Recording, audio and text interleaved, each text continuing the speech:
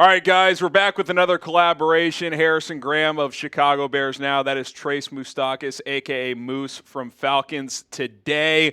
Ian Cunningham to Atlanta. So we're going to do some trade combos, maybe a little Tyson Bagent to the Falcons. We'll have to wait and see. But Moose, how about a little sub battle? Which fan base is going to step up to the plate and win this competition on this video? Well, believe it or not, even though we don't have nearly as many subs over there on Bears Now, I know Falcons faithful have got my back covered. If they want the very latest surrounding Dirty Birds coverage, you got to hit that subscribe button. Help us beat Bears Now on this dual cam episode by Chat Sports. Come on, Bears fans. We're going to lose the Falcons today. Not going to happen. Let's get into the video.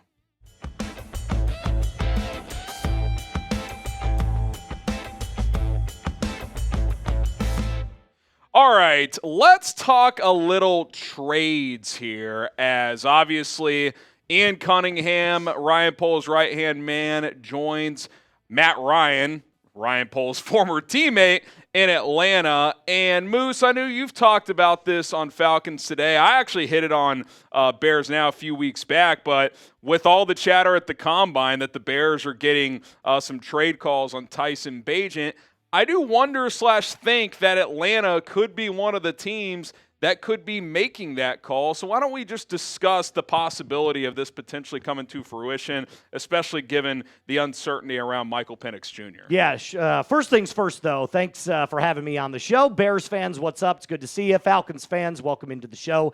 To get to your first point there, I think the biggest reason that any of these trade talks would happen between the Falcons right now and the Bears is simply because of the question mark surrounding Michael Penix Jr. There have been multiple reports that have come out from not only Falcons media members, but NFL insiders as well that have claimed this new regime in Atlanta, headlined by Matt Ryan as the president of football operations and now new general manager Ian Cunningham, they're not sold on Michael Penix Jr. They're not attaching themselves, not hitching that wagon to him. They're very lukewarm on the possibility of him being the franchise guy, mainly because of his inability to play under center. Now, Falcons fans have gone back and forth with me about saying, well, there's no evidence to support that he can't go under center, just that he didn't go under center. And at that point, I'm looking at it like it's kind of potato at that point. We know that when Kirk Cousins came in last year down the stretch after the ACL injury, that he was under center far more, around 20% of the time,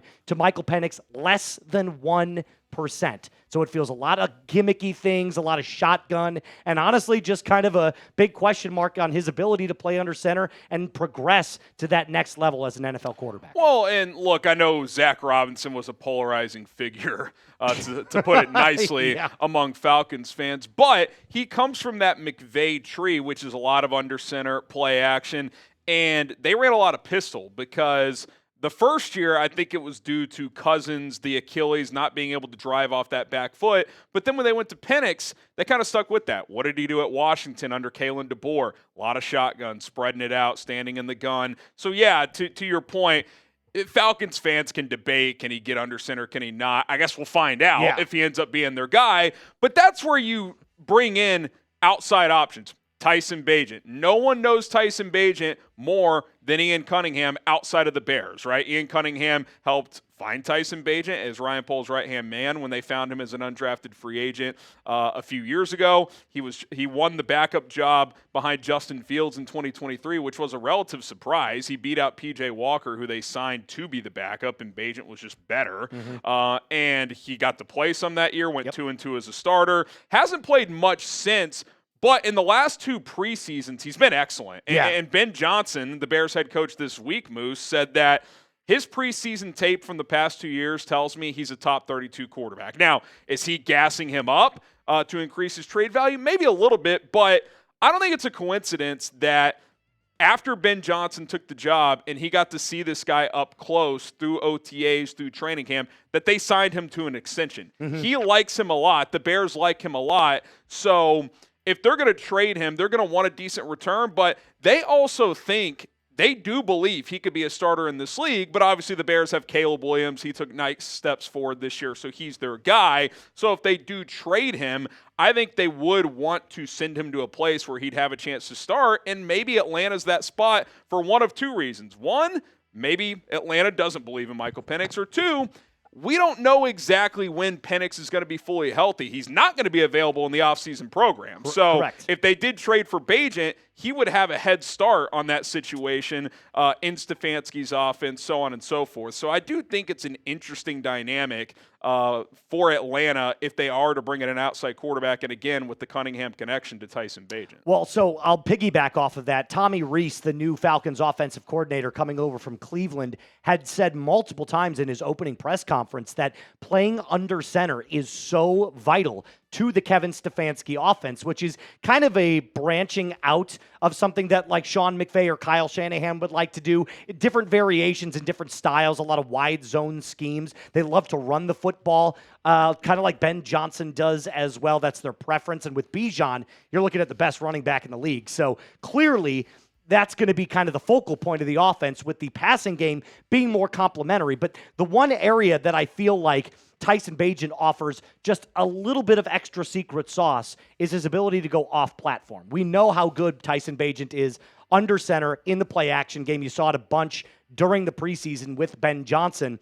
And one thing that Michael Penix doesn't really do, I don't want to say that he can't do it, but prefers not to do it. He's almost like a statue in the pocket. He doesn't like to move a lot. And I've talked about pocket mobility as one of the areas that he needs to get way better in this offense, regardless of what offense he's running. And I'll challenge him on this as well.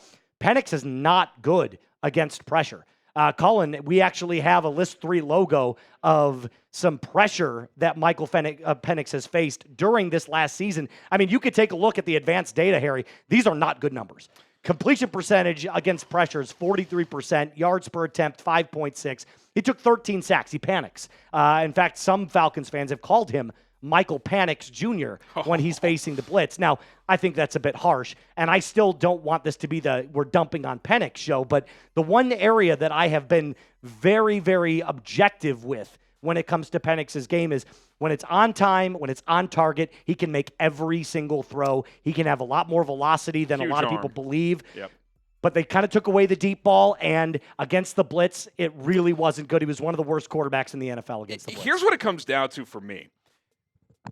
Does Michael Penix fit what Kevin Stefanski wants to do? Historically, based on watching Stefanski's offenses over the year, I would say no. Now, can they adapt to this player? They certainly could. But to your point, this GM, Matt Ryan as well, and Kevin Stefanski, they're not tied to Michael Penix. No. They did not draft him. Doesn't mean they're not going to give him a chance to be their guy, but I don't think they're going to change everything they believe in philosophically, offensively, to try and make this work with Penix. I think Penix has to prove to them he can evolve as a player and fit into what they want to do. Now, obviously, if he's going to be their starter, are they going to add some things to make him comfortable in the offense? All good coaches do that. Sure. So they're going to need to do that. But Kevin Stefanski is not going to change everything he believes in offensive football to make this work for a quarterback coming off a third major knee injury dating back to college and to a guy he did not handpick personally. So well, to even add on to that really quickly, 5 season-ending injuries for Michael Penix in 8 years. Yeah, I mean, it's crazy. He has been just brutalized with injuries. And look, I think we leave it here, and we both cooked up some trades for Tyson Bagent, which we'll get to in a second. But the last thing I'll say to Falcons fans, if you do bring in Tyson Bagent, here's some things you can look for. Number one, I think he is a guy that, regardless of the system, he will pick it up fast. Like, I think he's proven that in Chicago. He's been under 3 different offensive coordinators: Luke Getsy, Shane Waldron, well, technically 4 because Thomas Brown for an interim period in Chicago, and then this year Ben Johnson. And he's been the backup in all those situations. What does that tell you? Different coaches, players. He's very well liked. He can pick up things quickly. And 2, he's not going to be a bad decision maker, right? Like, to me, he's like the ideal backup. The question is, can he be a starter? The Bears believe he can, just not in Chicago, because they think Caleb Williams could be one of the best quarterbacks in the league. I'd like to see him get the opportunity. I think a Stefanski-style offense makes sense, and I think learning under Ben in this system, which is a very complex offense, getting under center, 7-step dropping out of the play action, taking shots downfield, I think growing up in that scheme over the last 12 months is only going to benefit him moving forward. So I don't know if the Bears will trade him. I do think they'll have a fairly high price to move him. We'll reveal trades that you and I have cooked up here in just a moment. But he's very well liked. He's well respected by coaches and fellow players. And at worst, you're getting a high-level backup for any team that brings him in. And like you said, price is going to come down to and determine everything when it comes to getting Bagent. The question now becomes, do you want to give up a day 2 pick if you're the Atlanta Falcons? Because all reports indicate that's probably what the Bears are looking for, right? They don't want something like a 5th rounder. They view Tyson Bagent as a commodity, as a backup behind Caleb Williams. And now the Falcons are going to have to be tasked with going out there saying, we can view him as potential QB1 competition for Michael Penix Jr. as we head into the preseason. Install day is only about 2 months away. Not even. Yeah, and again, he's just now starting a 2-year extension. His cap hit is $4.75 million each of the next 2 years for the Bears. They're not just going to give him away. They value him highly. I know that firsthand. I've been told that. So, and if you just listen to Ben and Ryan Poles talk about him, like they really value him. Like a 5th-round pick, I don't even think a 4th would get it done. Maybe a year from now it would because 1 year left on the deal. But I think if they were going to move him this offseason, it would be day 2 compensation. So Moose and I both sent producer Cullen trade ideas without knowing what his is. He doesn't know what I cooked up. I cooked up 2 trades. He cooked up 1. So, Cullen, you could surprise us. Doesn't matter whose trade is first that you'll put up on screen. Mine. We'll go to Moose's first. So why don't you go through this trade idea here? So, obviously, the Falcons only have 5 draft picks. So, I don't think this year, yes, this year in 2026.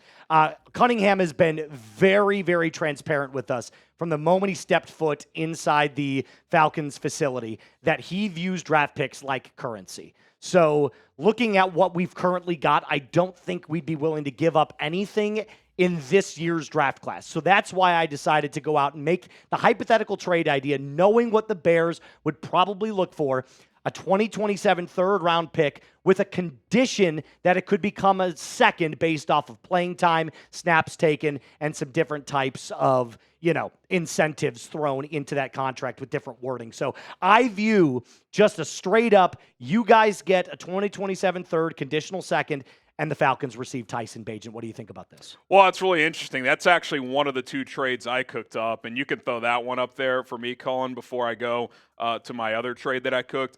I put the specifics of the conditions in here. I think one of 2 things. If he starts 10 or more games in the regular season next year, so in 2026, it goes from a third to a second. Or if he starts a playoff game. So if Atlanta makes the playoffs and he's the starter for that game, goes from a third to a second. So again, guaranteed a 3rd-round pick, but if certain conditions are met, playing time, either 10 regular season starts or a playoff start, it turns into a 2nd-round pick. I think that's pretty fair based on what the Bears are asking for. I don't know if the Bears will get a day 2 pick offer, but if it's in next year's draft, like both these trade ideas are, maybe they could. I'll say this right now. I'd be shocked if they traded Bagent for a day 3 pick with 2 years left on the contract. I would agree with you. And I think that's probably where the bidding started. I'm sure Cunningham, if he's making the calls, starts with a 5th, and then you kind of work your way from that point. But I'm on full board with you. I don't think the Bears will take anything less than a 4th. I think that's kind of like the lowest that they would go. And maybe that would even be a next year's trade, like you said. Yeah, with 2 years left, I think if it was a 4th or later, they'd probably just keep them. The other trade I mentioned, and again, to your point, it doesn't sound like they want to give up draft picks this year, but was just their 3rd-round pick this year. 79 overall, straight up for Tyson Bagent. Bears get a top 80 pick. Falcons get 2 years of control of a cheap, affordable contract who, again, at worst, very good teammate, good backup, but potentially a starter. And with Atlanta having to move on from Kirk Cousins, with that money, their salary cap's not in a great spot. If they were to hit on Bagent, even as just a bridge guy, you got cheap QB play for 2 years. I mean, that's pretty valuable to have in today's NFL. It's like having a rookie quarterback, essentially. I agree. And the only reason I would decline this trade is, like I said, Ian Cunningham came out and said only 5 picks, but he then alluded back to the 2022 draft when he started with Ryan Poles in Chicago and said we started with 5 in that draft, ended up with 10. So all signs indicate that he's looking to trade down in this draft and gather more picks. Now, obviously, only having a 2nd-round pick, you'd probably be looking at trading that one away and just getting more third-round picks. Yeah. Obviously, we got Xavier Watson last year's draft in the third round, one of the best value picks in the 2025 draft, looking like a Pro Bowl caliber safety. So I could see Ian Cunningham going a variety of routes here in the 26th draft. So I'm thinking that if Tyson Bagent does get moved to the Atlanta Falcons, it is only going to be in 2027's draft capital. All right, we'll wrap it there for Tyson Bagent. We're still going to talk about a few other Bears players that have been linked to trade rumors, and maybe Atlanta would get in on the bidding there potentially as well. We want you guys to weigh in on the show, though. Should the Falcons trade for Tyson Bagent, type T for trade or P for pass? And from a Bears perspective, should they trade Bagent to Atlanta or somewhere else, T for trade or P for pass? We'll continue with our episode with Moose in just a moment, but today's show is sponsored by Prize Picks. Shoot your shot on Prize Picks and get $50 instantly in lineups when you play your first $5. That's right. Prize Picks is now giving you $50 in lineups when you sign up and play your first $5. Prize Picks makes every dunk, every dime, and every board that much more exciting. So don't miss the chance to get started on America's #1 app for sports picks. Football might be over, but hoops action's still rolling along. You got hockey, you got soccer as well. Or if you're like me and you're a football junkie and you want to do Prize Picks lineups only with football players, well, you could do so. We got season-long projections for 2026 for several players. How about more on Myles Garrett, 13.75 sacks. He has 14-plus sacks in 5 straight seasons. I love that. Caleb Williams, if he could stay healthy, he is going to crush this number. Give me the more on his passing yard projections there. And then Colston Loveland, 6 touchdowns as a rookie. Yeah, I think he can get at least 7. Give me the more on that. $20 to win $100 on this 3-player lineup. Download the Prize Picks app today. Use our code CLNS to get $50 in lineups after you play your first $5 lineup. That is code CLNS to get $50 in lineups after you play your first $5 lineup. Prize Picks, it's good to be right. All right, it's been a busy week for Chicago at the NFL Combine. By the way, I actually want to hit, before we get to Tremaine Edmunds, DJ Moore, and Gervon Dexter, I know you were interested in a couple of those players. Just real quick, I want to hit on this Cunningham draft compensation thing. I had to do it because Ian Cunningham himself was asked about this at the Combine. We probably should have played the clip because we have it, but we'll just kind of paraphrase it here. He was like, yeah, based on my understanding of the rule, they should get the picks, but I don't really know what's going on. Ryan Poles is like, yeah, we appealed to the league, and we've talked to the right channel. So the Falcons think the Bears should get the picks. The Bears think the Bears should get the picks. Matt Ryan at the Super Bowl is like, yeah, I've never even been in a draft meeting before, so this is Ian's show. It's like, what are we missing here? Like, this is a technicality from the language of the rule from the league. I think a pretty easy fix here, Moose, and it really doesn't impact Atlanta because they're not losing picks. It's comp picks from the league. Don't you just award the Bears the picks and then you change the verbiage of the rule? I mean, I think that's an easy fix for everyone involved. We actually do. Shout out producer Colin. He actually pulled up the clip here. Let's hear from Ian Cunningham real quick. Yeah, I haven't had much time to really dive into like the wording of it. It was always my interpretation that if a general manager gets hired, that team would receive 2 third-round picks. I'm a general manager. I was hired. I would think that they would get 2 third-round picks. I don't know the wording of it. That's just my perspective. Again, I wouldn't be sitting here if it weren't for them giving me that job and helping me grow to get this job right now. God, he just sounds like the Falcons GM, doesn't he? But so based off of my understanding of what is all going on, I think the most culpable, sort of headline here is what is going on with these kind of made-up titles. Now, I know president of football isn't necessarily a made-up title, but we kind of see this as being more frequent. Like, Arthur Blank goes out and creates, it's not the president of football operations, it's the president of football. Well, how does that differ from president of football operations? So in that aspect, it kind of is made up. But I look at this as kind of like Rodgers got to do his job of whoever is running the show when it comes to the NFL draft, whoever is making the decisions about the contracts and the overall health of the football team, that needs to be the baseline of it, right? Whether that is the GM or the president, you've got to pick one title in that gigantic operation and say, if this is who's running the show, this is where the rules kind of fall under. And it's just this loophole that ends up being a thing. And Goodell has to make a decision. I think the Bears deserve the comp. Yeah, I think it's pretty simple here. It's not the title, it's the job responsibility. Yeah. Matt Ryan is there to kind of just oversee and to be a helping hand because Arthur Blank, and correct me if I'm wrong, they basically brought in a third party at the end of the season to review the whole operation, and they found, they found holes, cracks in the walls and whatnot, and maybe leadership across the board wasn't great. So they created this position like, hey, let's bring a guy who knows this building better than anyone, who wants to get involved in an organization. Matt Ryan, he's passionate about this team, to be an extra resource, to be a guy, there's some debate going on here. Maybe he's a tiebreaker in certain decisions, those type of things. But when he himself is like, yeah, Ian's in charge of the roster. I've never even been in a draft meeting before. I think this is like one of those common sense needs to apply here. So we'll see what happens. We don't need to spend all day on it. But Without a doubt. I did just want to touch on that since this is a Bears-Falcons collab here. Okay, where do you want to go next, Moose? So Gervon Dexter, Tremaine Edmunds, and DJ Moore are all players that have been mentioned that the Bears have gotten trade calls on. I know you've had some thoughts on some of those players in terms of if Atlanta would be interested, again, with Ian Cunningham's connection to all those players. So I'm going to start with Gervon Dexter only because the Atlanta Falcons need a certifiable run stopper on that defensive line. Dealt with a lot of injuries. Last year, Zach Harrison goes down. He was one of their better pass rushers. You're losing guys like David Onyemata to free agency, Arnold Ebiketie as well. So we need a little bit more plug-and-play action on that defensive line. Notably, the Falcons last year, their biggest hole on defense was their ability to stop the run. Had a franchise record broken in sacks under Jeff Ulbrich. Shout out to my man Brick, kind of turning the kind of scope and landscape of the entire Falcons organization around, especially when it comes to defense. And the secondary continues to get better, implementing Billy Bowman into the nickel. You've got the two best safety duos in the entire league in Jesse Bates and Xavier Watts. Now it's just about adding that one space eater on the defensive line, and I think Gervon Dexter could be that player, somebody that can just kind of anchor the defensive line. Notably, defensive tackle would go even better, an interior pressure player to go alongside Brandon Dorlus. Yeah, I'll say this from Gervon Dexter's standpoint.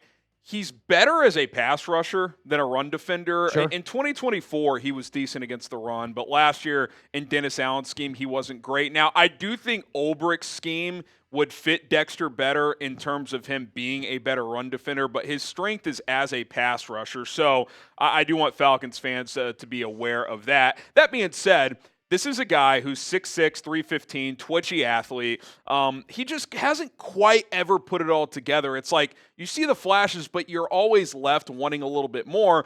But I also have not liked the scheme fits for him in Chicago. I didn't think it was a fit in Eberflus's 4-3 scheme. I didn't think he was a great fit in Dennis Allen's 4-3 scheme. That being said, 11 sacks over the past 2 years for an interior defensive lineman, like 5-6 sack guys on the interior, they don't grow on trees. That's what everybody is looking for in today's NFL. So I think the Bears are caught in a tough spot where it's like, okay, we like the player. We don't think he's a great fit, but he's only 24, and if we trade him, we're kind of thin at defensive tackle. So I think the Bears are like, okay, if we get a good enough offer, kind of like the Bagent thing, but for different reasons, we would consider it. Otherwise, they could just play out the final year of his rookie deal. I do wonder, what his market would be. I know, again, Atlanta doesn't want to trade picks this year, but is it a third-round pick next year or something like that? How does Ulbrich view him as a scheme fit? So he's only 24. I mean, that's the intriguing part here. Like, if you get him in a scheme that fits his skill set better,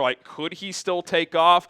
I don't know that personally, but I do think the one thing with Dexter is his floor is relatively high. He's definitely not a bad player. I just don't know if he ever reaches that potential all-pro ceiling, which I think from an athletic trait standpoint, people thought that could be the case, and that has not happened through 3 seasons. Yeah, and Jeff Ulbrich is an exotic blitzer, and he's really relentlessly aggressive when it comes to his idea of attacking the quarterback in the pass rush.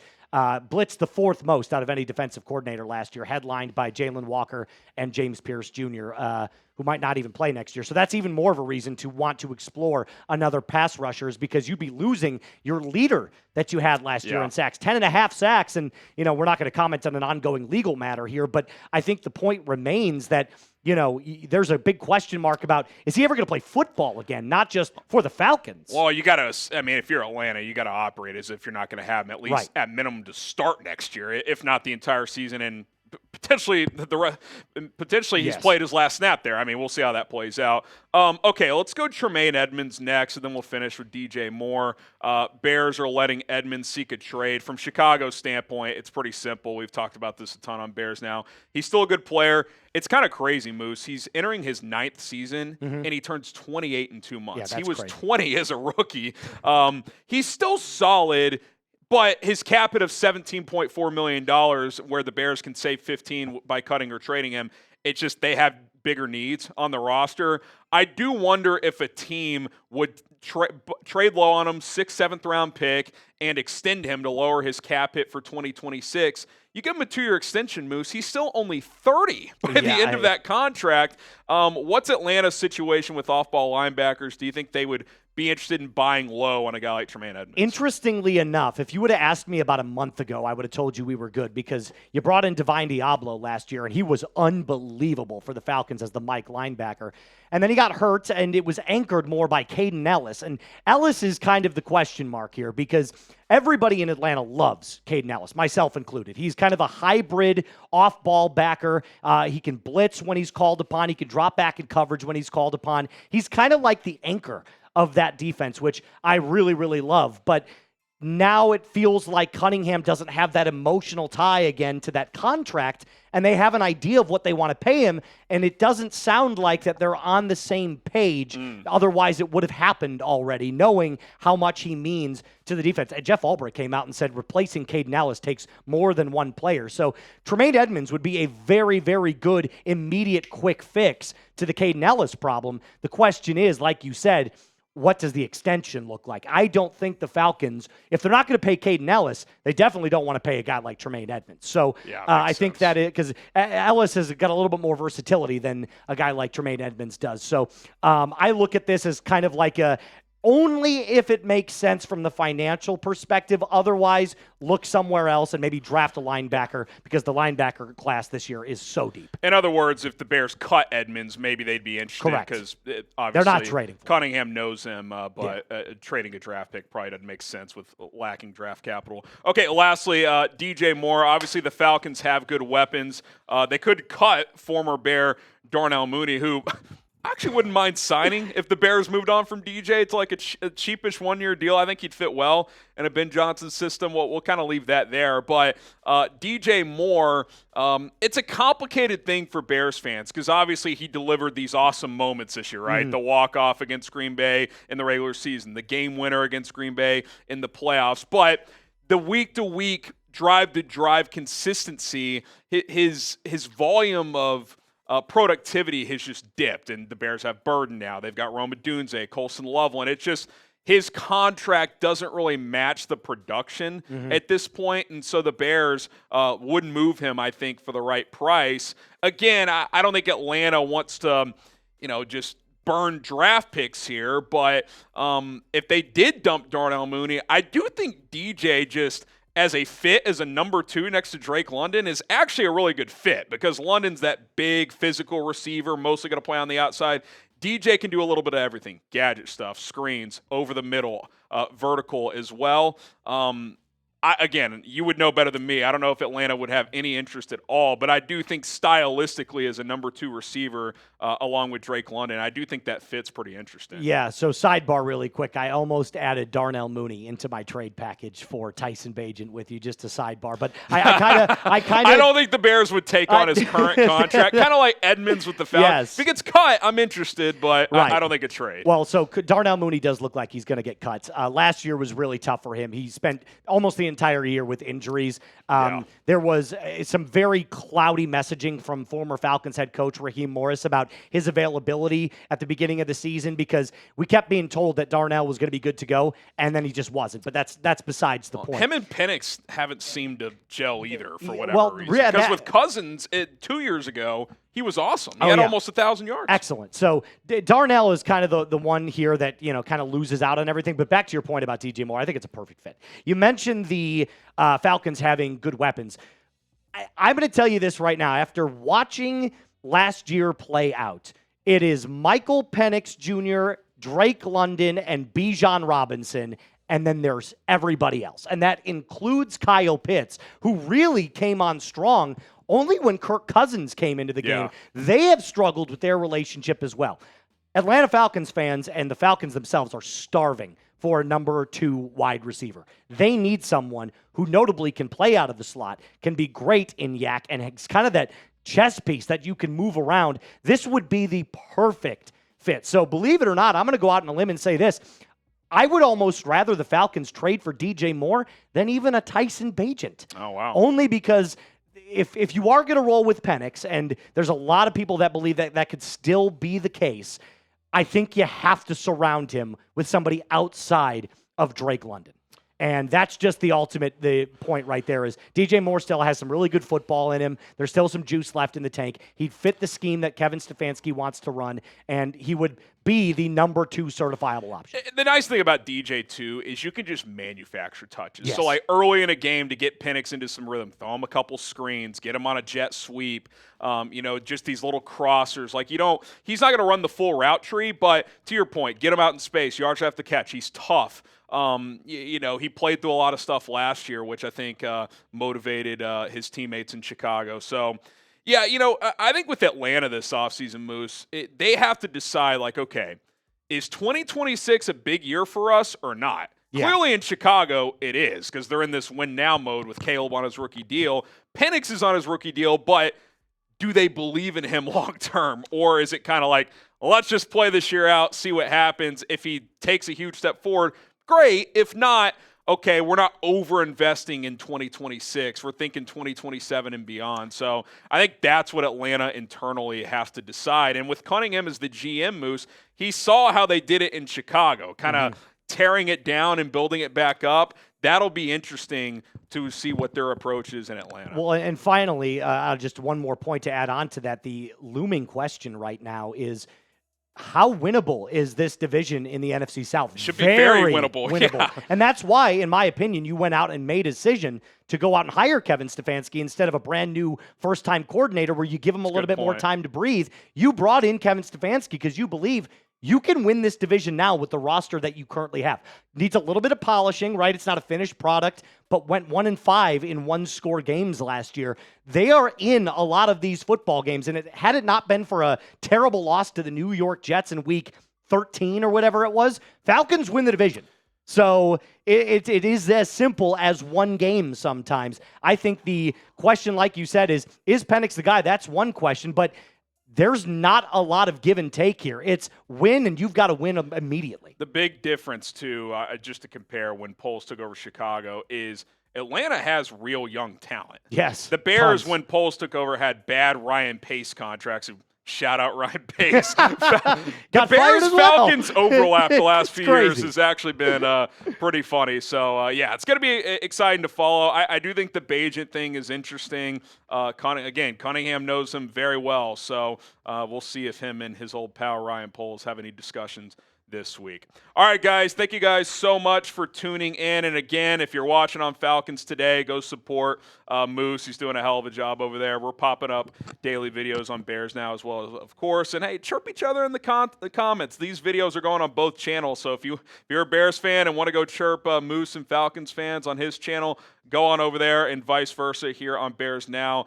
Make it a competition in terms of subscribing to the channel. Maybe it's your first time. We do shows like this all the time. Appreciate you guys tuning in. We will see you guys soon. Have a great weekend, everybody.